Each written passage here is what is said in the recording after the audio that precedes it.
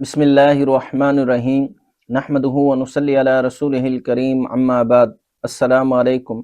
आज हम बात करेंगे ख्वाब के अंदर ख़रीद व फ़रोख्त करना कैसा है। अल्लामा इब्न सिरीन रहमतुल्लाह तआला अलैहि इरशाद फरमाते हैं कि ख्वाब के अंदर कुरान मजीद का बेचना इस अमर पर दलील है कि उसका दीन उसके नज़दीक जलील और ख्वार है। और अगर कोई शख्स ख्वाब के अंदर देखे कि उसने अपना ग़ुलाम बेचा है तो ये ख्वाब इस अमर पर दलील है कि उसका काम तंग होगा और वो जालिम होगा।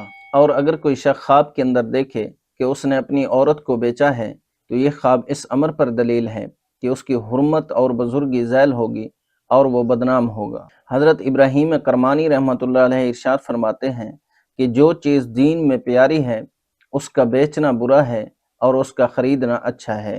अल्लाह पाक से दुआ गो हूँ कि अल्लाह पाक हमारे लिए हमारे इन ख्वाबों को बैस बरकत और रहमत बनाए। अस्सलामु अलैकुम व रहमतुल्लाहि व बरकातुहू।